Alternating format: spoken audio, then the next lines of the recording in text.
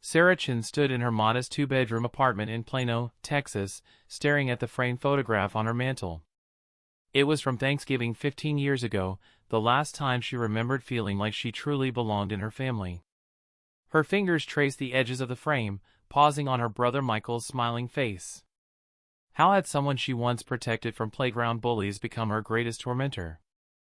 The morning sun filtered through her curtains, illuminating the sparse but clean living room. Everything in Sarah's life appeared simple on the surface. Her 2009 Honda Civic sat in the parking lot below. Her wardrobe consisted mainly of clothes from discount stores. Her furniture was functional, nothing more. To anyone looking from the outside, including her family, Sarah Chin was barely making ends meet as a part-time medical transcriptionist recovering from a decade-long battle with opioid addiction.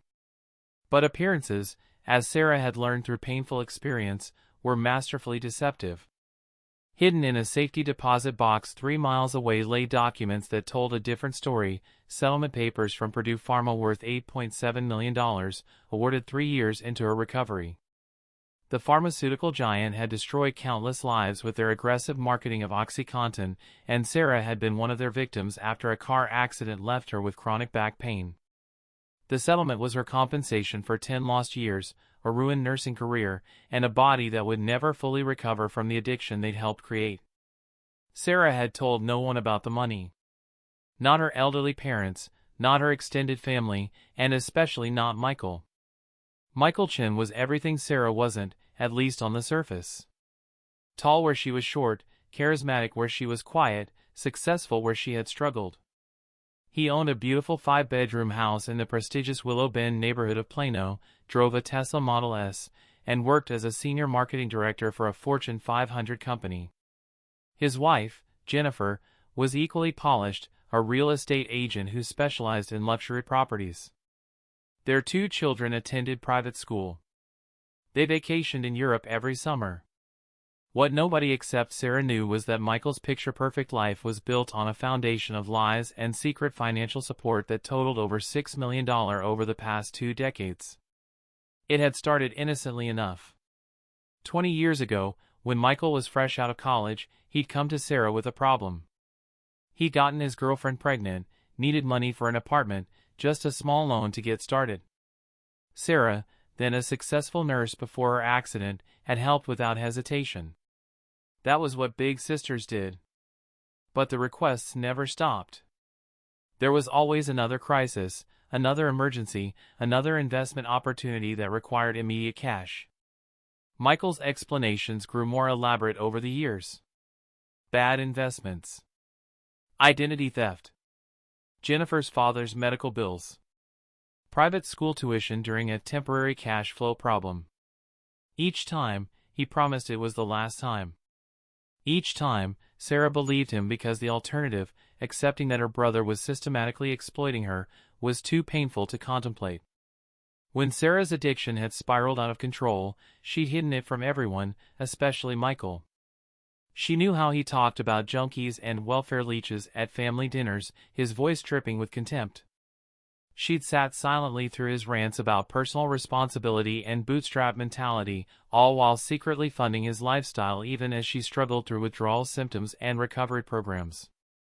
The settlement money, when it came, felt like a chance at redemption rather than revenge. Sarah set up a complex network of shell companies and anonymous payment systems. Michael's mortgage? Paid through a bank error that was never corrected. His car loans? Mysteriously forgiven due to administrative restructuring. His credit card debts? Purchased by collection agencies that never seemed to collect. Jennifer's struggling real estate business? Saved by anonymous investors who bought properties at asking price when no one else would. Sarah had become a ghost in the machine of Michael's life, invisible but essential. The abuse hadn't started overnight. Like most toxic relationships, it had crept in slowly, disguised as sibling banter, tough love, and just being honest. Sarah remembered the first time Michael had publicly humiliated her. It was at their cousin's wedding, 5 years into her recovery. She'd been proud of herself that day, 6 months clean, working again, slowly rebuilding. She'd even bought a new dress for the occasion, something that made her feel pretty for the first time in years. Michael had looked her up and down when she arrived, his lips curling into that smile she'd learned to fear. "Sarah! So glad you could make it. Though I'm surprised they let you near an open bar. Should we alert security?" The wedding guests had laughed uncomfortably. Sarah had forced herself to smile, to play along as if it were just a joke between siblings. But Michael's eyes had held no warmth, only a cruel satisfaction at her visible discomfort. That became the pattern. Every family gathering became an opportunity for Michael to remind everyone of Sarah's failures.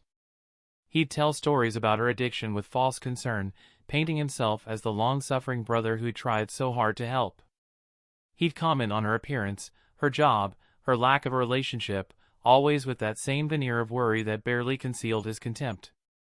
"I just worry about Sarah," he'd tell relatives at Christmas dinner, while she sat right there. Living alone in that tiny apartment, no real career prospects at her age. "It's just so sad to see someone with so much potential waste their life." Jennifer would nod sympathetically, adding her own barbs disguised as suggestions. "Have you thought about online dating, Sarah? I know it must be hard at your age, especially with your history, but there are sites for people in recovery now." Their children had learned from their parents' example. Michael's teenage son, Brian, would roll his eyes whenever Aunt Sarah spoke. His daughter, Chloe, once asked loudly at Thanksgiving why Aunt Sarah couldn't afford a better car like normal people. The extended family played their roles perfectly in this theater of cruelty. Some, like their Aunt Linda, would try to deflect with nervous subject changes. Others, like their cousin Robert, would join in with their own jokes. But most remained silent, their discomfort evident but their voices absent. They were the audience to Sarah's humiliation, complicit in their silence. Sarah had tried to defend herself at first. She'd attempted to explain that recovery was a journey, that she was rebuilding her life, that she was proud of her progress. But Michael had a gift for twisting her words, for making her defensive responses seem like confirmation of his concerns. "See how defensive she gets," he'd say to others, shaking his head sadly. Classic addict behavior. They taught us about this in the family support group I attended. There had never been any family support group. His knowledge came from stereotypes and prejudices, weaponized against his own sister. The financial exploitation ran parallel to the emotional abuse. Even as Michael degraded her publicly, he continued to come to her privately with his hands out. The requests had evolved over the years, becoming more sophisticated as his lifestyle inflated. It was no longer about emergency rent money or car repairs. Now it was about investment opportunities he couldn't pass up, business ventures that needed seed money, private school tuition that would secure his children's futures. Sarah gave and gave, partly out of guilt, the twisted belief that she somehow owed him for the shame she brought to the family, and partly out of hope that maybe, if she proved her worth through generosity, he would finally see her as deserving of respect. She kept meticulous records of everything. Not for legal purposes, the payments were gifts, freely given, but as a form of self-torture. Spreadsheets documenting every dollar, every payment, every sacrifice. Late at night, when insomnia kept her awake, she would review them, calculating what her life might have been if she kept that money for herself. $6.2 million over 20 years. Enough to buy a house, travel the world, pursue her dreams of returning to nursing school for an advanced degree. Instead, she'd lived like a pauper, shopping at thrift stores and clipping coupons, while funding Michael's elaborate lifestyle.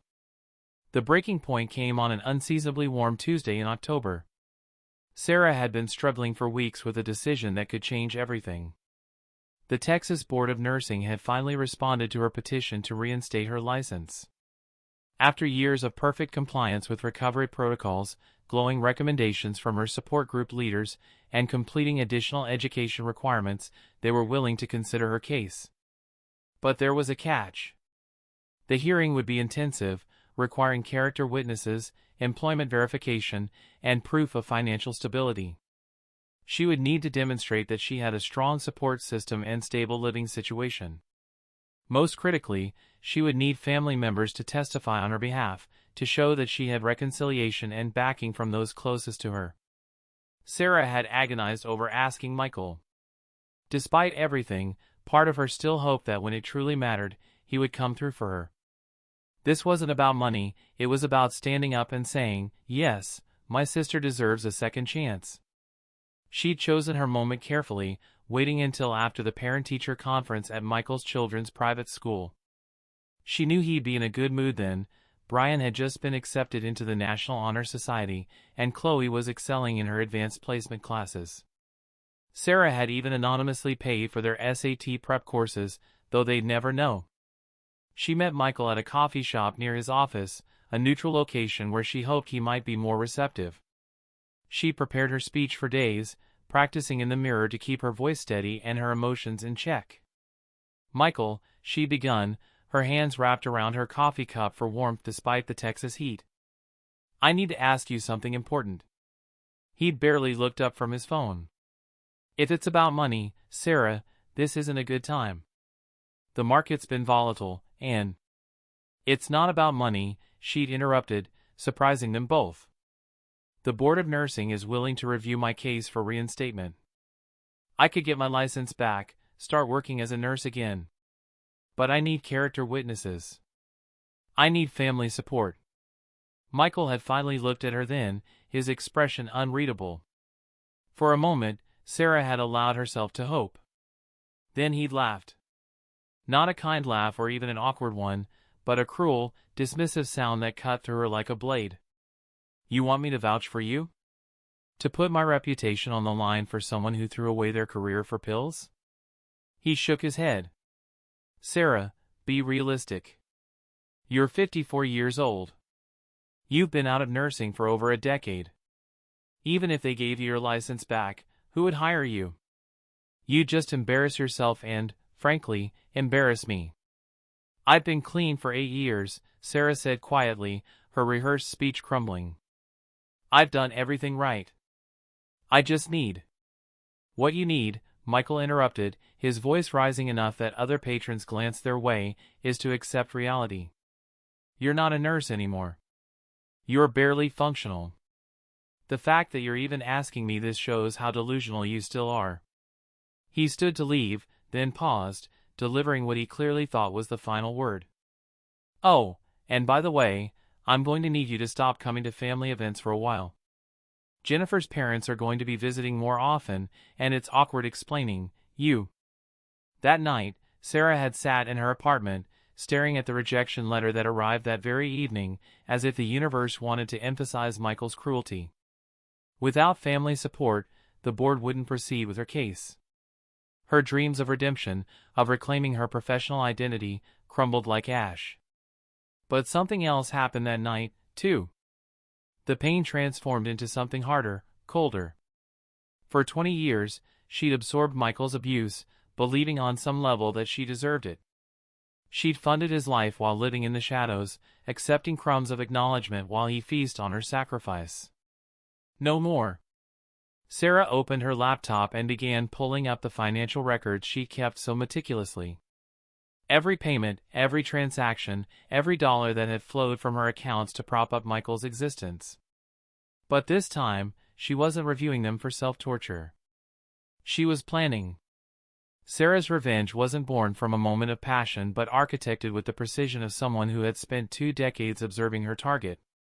She knew Michael better than he knew himself, his vanities, his weaknesses, his deepest fears. Most importantly, she knew the secrets he'd been desperately hiding behind his successful facade. The first thing Sarah did was hire a private investigator, paying cash from a safety deposit box Michael didn't know existed. James Nguyen was a former FBI agent who specialized in financial investigations, recommended by her lawyer who'd handled the pharmaceutical settlement. Sarah gave him a simple brief: find everything about Michael Chen's life, both professional and personal. What James discovered over the next 3 weeks exceeded even Sarah's suspicions. Michael wasn't just financially irresponsible, he was actively criminal. The marketing firm where he worked as a senior director? He'd been embezzling funds through false vendor accounts for 5 years, nearly $400,000 diverted to offshore accounts. His wife's real estate business? Built on fraudulent mortgage applications and kickback schemes with contractors. The rental property he owned in Dallas? He hadn't paid taxes on the income for 7 years, while simultaneously claiming it as a loss on his returns. But the most damaging discovery was personal. Michael had been having an affair with his assistant, Vanessa, for 3 years. He'd set her up in an apartment in Addison, paying for it through one of his shell companies. Jennifer had no idea. Neither did Vanessa's husband.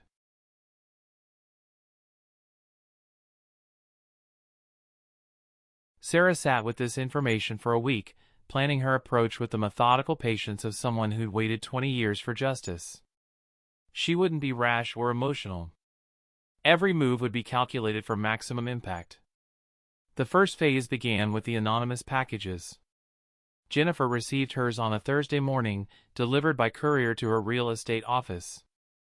Inside were photographs of Michael entering Vanessa's apartment, credit card statements showing jewelry purchases and hotel bookings, and a USB drive containing deleted text messages James had recovered from Michael's phone backups. The messages were explicit, cruel in their casual dismissal of Jennifer as the ball and chain and too stupid to notice anyway. Vanessa's husband, Tony, received his package at his law firm the same day. As a senior partner specializing in divorce law, the irony wasn't lost on him. His package included everything Jennifer's did, plus documentation of the apartment lease in his wife's name and bank statements showing regular deposits from Michael's shell company. Michael's employer received their package the following Monday. It was more extensive, forensic accounting reports detailing the embezzlement scheme, copies of falsified vendor contracts, and bank records showing the money trail. It was sent not just to HR, but to the CEO, CFO, and every member of the board of directors. The IRS received their package the same day, a comprehensive breakdown of 7 years of tax fraud, complete with the actual income from the rental property versus what was reported. The Texas Real Estate Commission received documentation of Jennifer's mortgage fraud schemes, with particular emphasis on the 3 cases where first-time homebuyers had lost their homes due to her inflated appraisals and kickback arrangements. But Sarah wasn't done. The packages were just the opening salvo. Phase 2 involved the systematic dismantling of Michael's financial life. All those mysterious payments that had kept Michael afloat? They stopped. The mortgage on his house, which had been paid by one of Sarah's shell companies through an arrangement that looked like a bank error.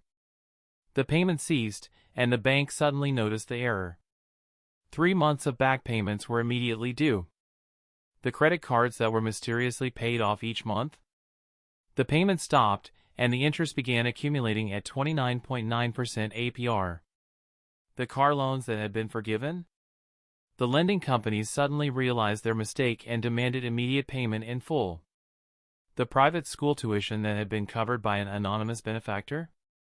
The payments ended mid-semester, with notices sent to Michael that the benefactor had withdrawn support due to character concerns. Within 2 weeks, Michael's carefully constructed life began collapsing like a house of cards in a hurricane. Michael's first indication that something was wrong came when Jennifer didn't come home on Thursday night. He tried calling her, but her phone went straight to voicemail. He assumed she was showing houses and had forgotten to charge her phone, typical Jennifer, he thought with the casual contempt that had characterized their marriage for years. When he arrived at work on Friday morning, Vanessa wasn't at her desk. Strange, but not alarming. Perhaps she was sick. Then security arrived at his office. "Mr. Chen, we need you to come with us." The walk to HR felt like a funeral procession. His colleagues peered out of their offices, whispers following in his wake. In the conference room, the company's CEO, CFO, and legal counsel were waiting, along with 2 FBI agents. The evidence was laid out on the table like autopsy photos. Every falsified invoice, every phantom vendor, every diverted payment documented in excruciating detail. "Mr. Chen," the CEO said, his voice arctic, "you have 30 minutes to clean out your office. Security will escort you. Your company accounts have been frozen, and we will be pursuing full prosecution." Michael's phone began buzzing incessantly as he packed his office under security's watchful eyes. Jennifer's divorce attorney. The IRS. His mortgage company. The private school. Each message more catastrophic than the last. By the time he reached his Tesla in the parking garage, it had been remotely disabled by the financing company for non-payment. He took an Uber home to find Jennifer's belongings gone and divorce papers on the kitchen counter. Her attorney, one of the best in Dallas, had already frozen their joint accounts and placed liens on all their properties. The preliminary settlement demanded everything, backed by evidence of his infidelity and financial crimes. Vanessa's husband Tony, leveraging his position in the legal community, had already filed both criminal charges for alienation of affection and a civil suit that would destroy what little Jennifer's divorce didn't take. Within a month, Michael's life had completely disintegrated. The house was in foreclosure. Both cars had been repossessed. The IRS had seized his bank accounts and placed liens on everything he owned. His children, Brian and Chloe, devastated by the revelation of their father's affairs and crimes, refused to speak to him. The private school expelled them for non-payment, and they had to transfer to public school, a humiliation that, in their privileged world, felt like social death. The criminal charges were the final blow. The FBI, working with the company's legal team, had built an airtight case. Michael was looking at 15 to 20 years in federal prison for embezzlement, tax evasion, and wire fraud. It was at the absolute nadir of his destruction that Michael received a letter. Hand-delivered to the extended-stay motel where he was living, paid for with cash he'd hidden from Jennifer, cash that was rapidly running out. The letter was from Sarah. Michael. For 20 years, I've watched you build your life on a foundation you never knew existed. Every mortgage payment that mysteriously disappeared, every loan that was forgiven, every financial crisis that resolved itself, that was me. $6.2 million over 2 decades. That's what I invested in you, hoping that somewhere beneath your cruelty was the brother I once loved. I paid for your house, your cars, your children's education, your mistress's apartment. I funded the life you used as a platform to humiliate me. You called me worthless, a junkie, an embarrassment. You told our family I was a burden, a failure, someone to be hidden and ashamed of. All while secretly taking my money, never once questioning where your miraculous financial reprieves came from. When I needed you, not your money, just your voice saying I deserved a second chance, you laughed. You told me I was delusional. You banished me from family gatherings to avoid explaining my existence. So I decided to show you what life looks like without the safety net you never knew you had. Every document that arrived at Jennifer's office, every report sent to your employer, every file delivered to the IRS, I arranged it all. Not fabricated, Michael. All true. I simply revealed who you really are when the invisible foundation of your life is removed. Your children hate you now, but I've set up trust funds for their college education. They're good kids despite your influence, and they shouldn't suffer for your crimes. Jennifer will be fine too. She's getting everything in the divorce, and I've made sure she knows about the resources available to start over. But you? You're on your own for the first time in your life. I won't be visiting you in prison. I won't be answering your calls. I won't be the safety net you never knew existed. You are now truly alone with the consequences of your choices, without the sister you spent 20 years destroying. I forgive you, Michael. Not for your sake, but for mine. Forgiveness doesn't mean reconciliation. It means I'm free from the burden of hoping you'll change. Don't try to contact me.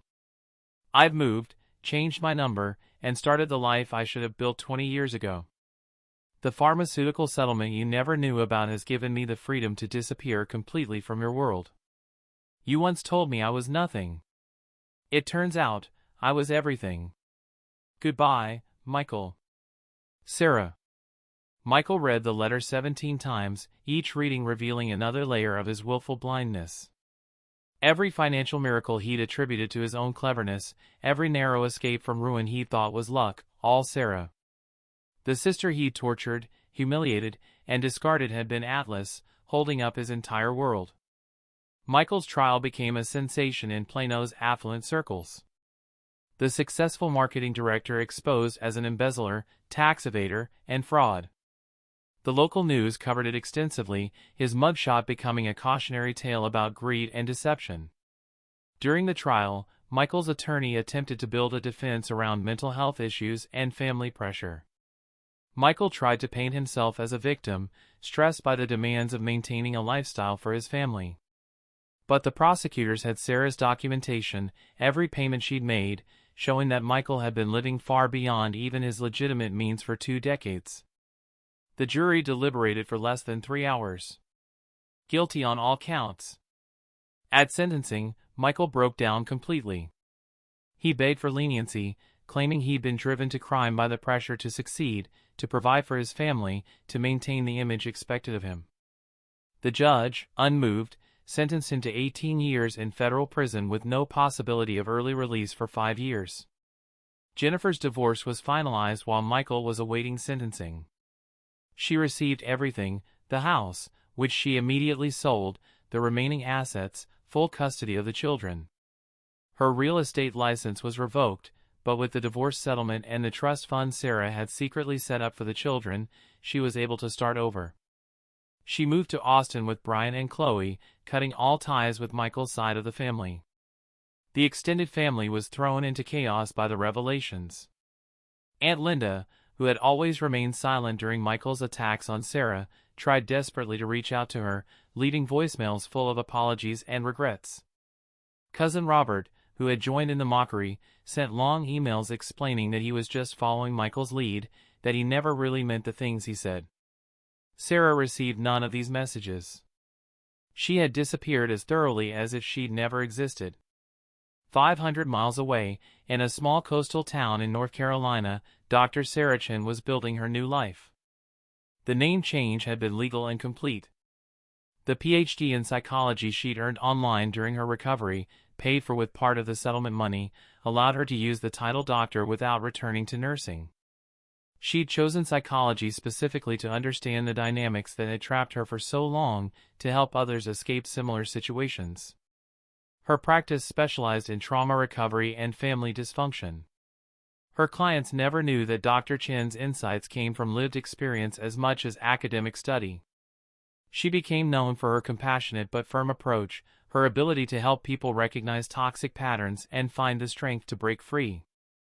The house she bought was modest but perfect, a 3-bedroom cottage with an ocean view, purchased in cash under her new identity. She filled it with the things she denied herself for decades: good furniture, art she loved, a kitchen equipped for the gourmet cooking she always wanted to explore. For the first time in her adult life, Sarah made friends who knew nothing about her past. There was Margaret, the retired teacher who lived next door and shared Sarah's love of mystery novels. There was David, the local bookstore owner who saved special editions for her and engaged in spirited debates about psychology and philosophy.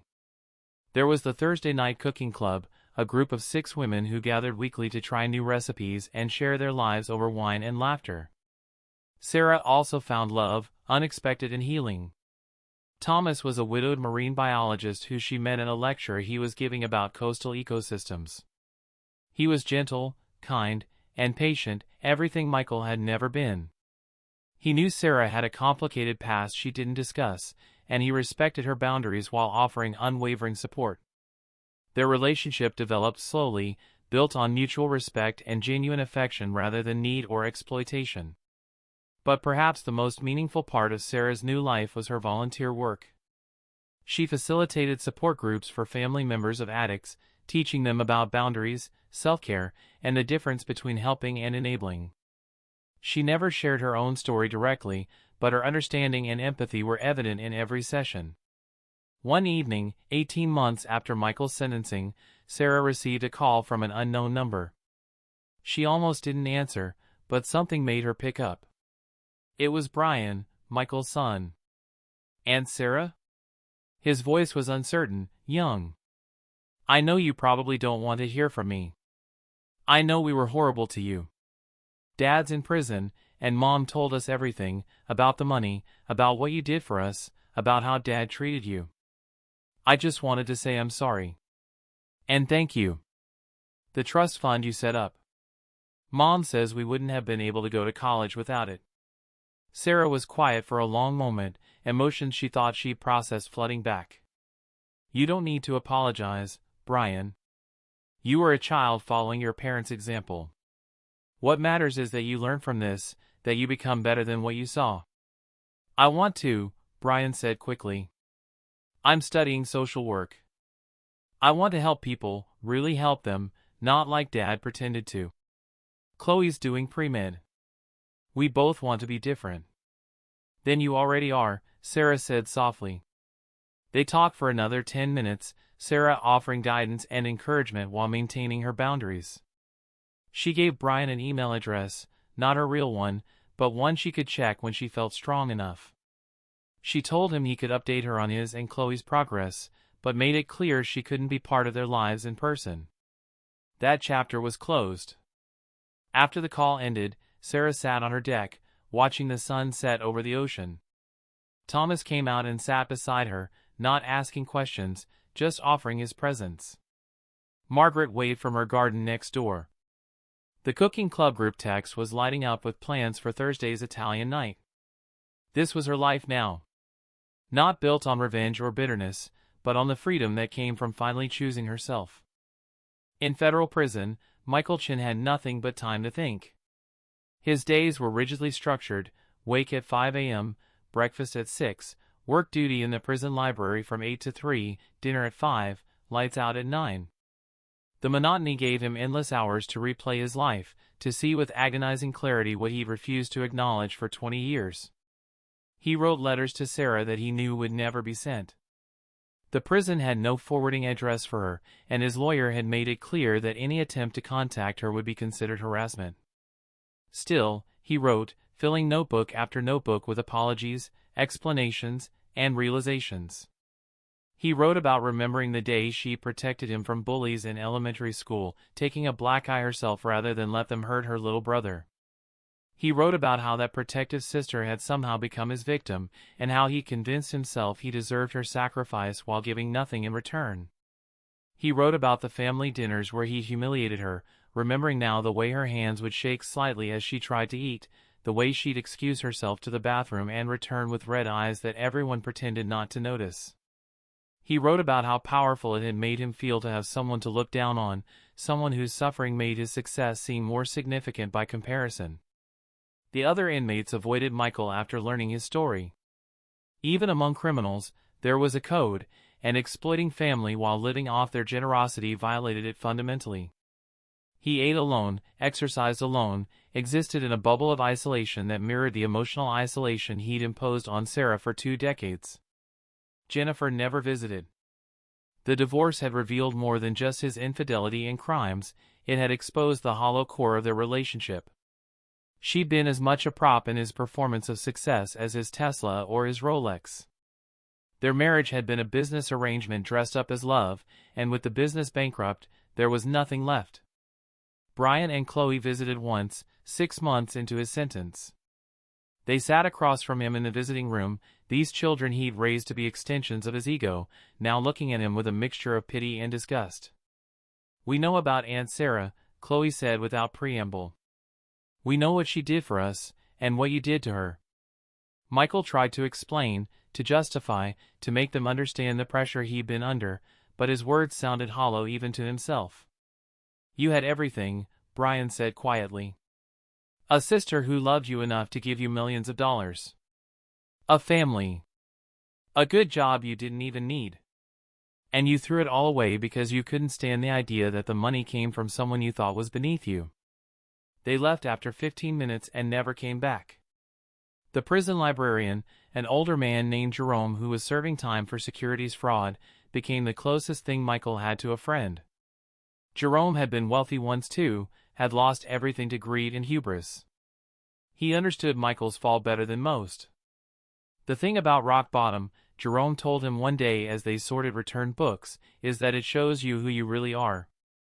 Strip away the money, the status, the image, and what's left? That's your actual self. The question is, can you live with what you see?" Michael couldn't answer. The man he saw reflected in his cell's metal mirror was a stranger, hollow-eyed, gray-haired seemingly overnight, bearing no resemblance to the confident executive he'd once been. But more than the physical changes, it was the spiritual emptiness that haunted him.